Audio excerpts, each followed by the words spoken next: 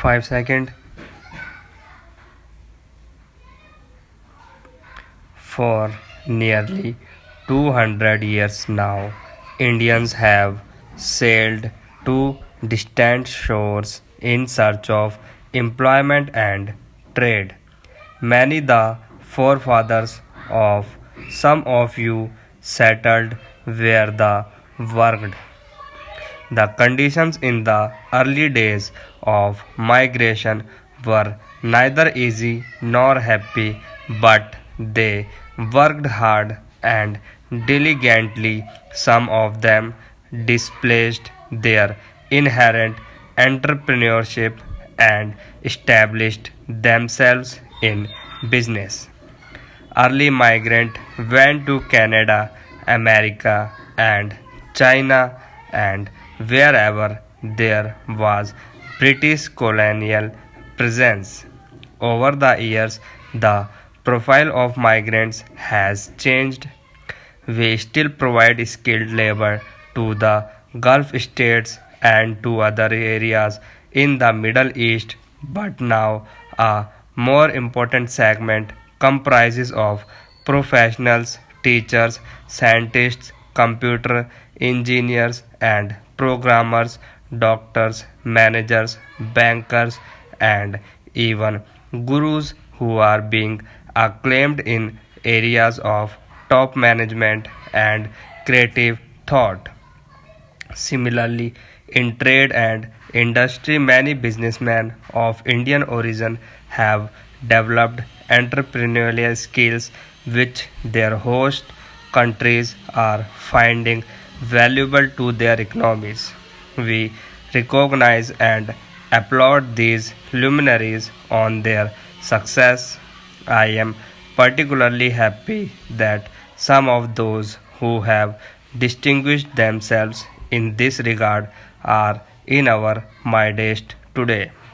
In the last 50 years, Indians have developed certain competitive advantages include a large technical and scientific manpower base, fairly well developed infrastructure, a large network of banks, a well established capital market, and a good education system.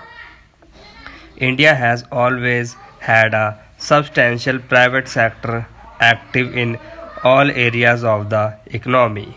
A vibrant part of Indian initiative is manifested in the small scale sector. This comprises thousands of small industrial units scattered around the country. The Indian corporate sector is large and diversified with a mix of ownership in public, private, and cooperative sectors and small, medium, and large size enterprises. Our legal system is fair and just, and we have the advantage of being a part of the English speaking world. These factors make India good destination. We are all aware of the recent crises which have affected the economies of Southeast Asia and Russia. Even Japan is facing difficulties. At the same time, we may note the fact that our country remained by and large unaffected by these economic disturbances. This speaks well of the resilience our economy has developed over the years.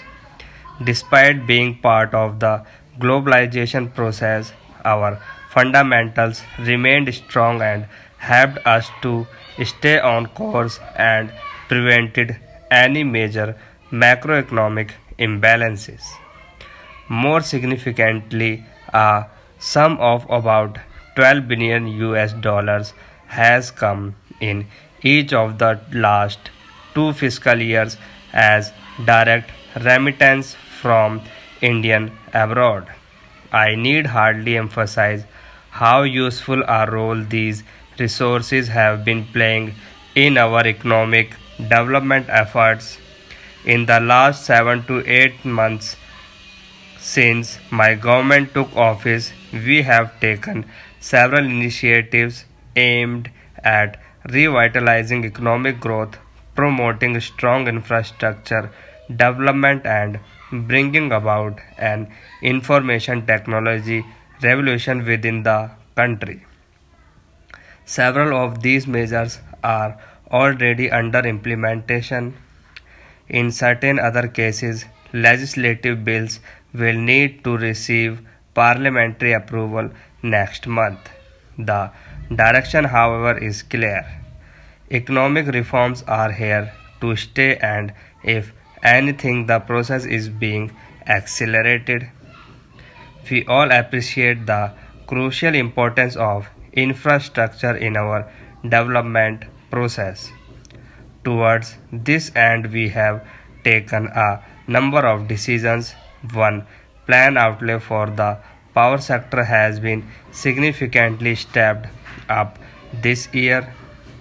Two, scope of automatic approval for foreign direct investment in power has been liberalized by placing foreign equity participation up to 100% on the automatic approval route, provided the foreign equity in any such project does not exceed rupees 1500 crore. 3. The procedure for issue of counter guarantee to eligible private power projects has been simplified, and counter guarantees have recently been issued to three projects: Visakhapatnam in Andhra Pradesh, Neyveli in Tamil Nadu, and Bhadravati in Maharashtra. 4. The Electricity Regulatory Commission Act 1998 has been enacted to provide for the establishment of central and state electricity regulatory commissions, rationalization of electricity tariff, and transparent policies regarding subsidies. The Central Commission has begun functioning. The process of setting up state level commissions in various states.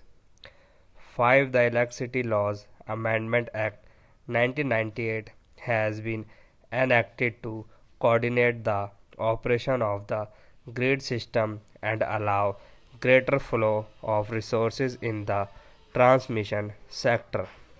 6. In the petroleum and natural gas sector, government has decided to sign production sharing contracts with private parties for 18 exploration blocks covering an area of over 50,000 square kilometers.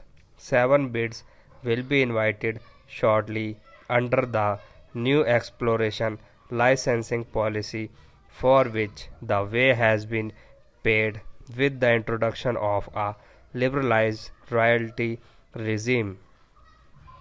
8. The government will offer blocks to private and national oil companies for the exploration and exploitation of coal, which is in abundance in India.